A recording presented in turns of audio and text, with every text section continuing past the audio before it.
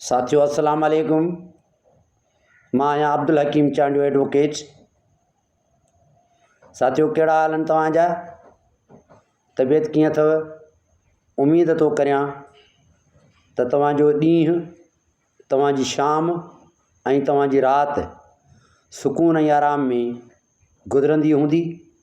तव्हांजे ज़िंदगी में के मनसूबा हूंदा, तव्हांजी ज़िंदगी में के प्रोग्राम हूंदा मुआशात के बहितर बनाइण जे लाइ, हिन धरती जे निजात जे लाइ ऐं क़ौम जे वसीलनि खे पंहिंजे क़ौम जे कत पाइण जे लाइ तव्हांजे ज़हनी सलाहियतुनि में ॾींहुं ब ॾींहुं इज़ाफ़ो थींदो रहंदो हूंदो। हूअं बि तव्हांजो इल्मु, तव्हांजो अक़ुलु, तव्हांजो फ़हम, तव्हांजी ज़हानत, तव्हांजो शऊर हिन क़ौम जी अमानत आहिनि।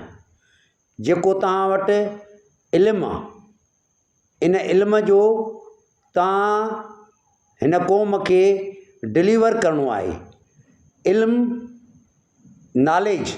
Knowledge is power.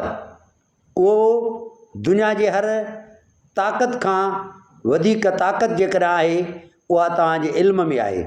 जेको आलिम आहे, जंहिं वटि इल्मु आहे, उहो दुनिया ते हुकूमत कंदो आहे।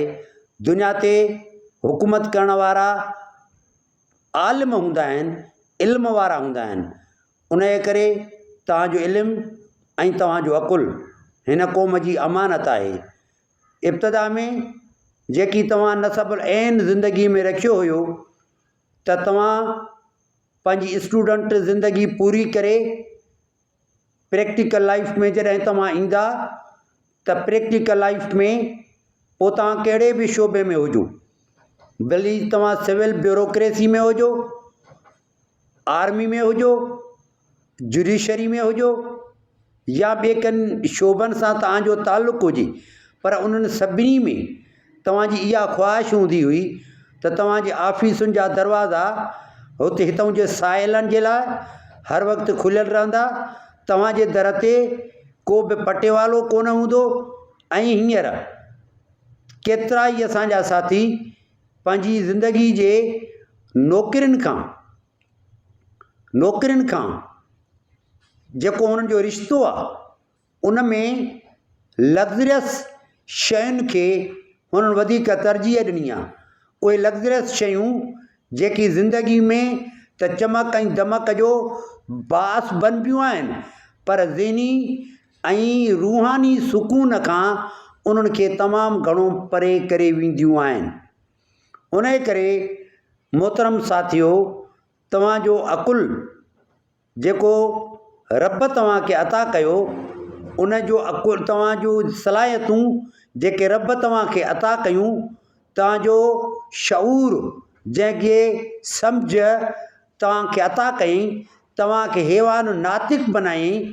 हूअं हैवान त सभई हैवान आहिनि, पर तव्हांखे हैवान नातिक़ बनायईं, ॻाल्हाईंदड़ हैवान बनायईं। जिते इहो फ़र्क़ु कयईं त तव्हां वटि सम्झ आहे। हैवान ऐं हैवान नातिक़ में फ़र्क़ु इहो आहे त हैवान नातिक़ जेको आहे उन वटि मनसूबाबंदी हूंदी आहे, उनखे वटि तमीज़ हूंदी आहे ग़लति ऐं सही जे विच में।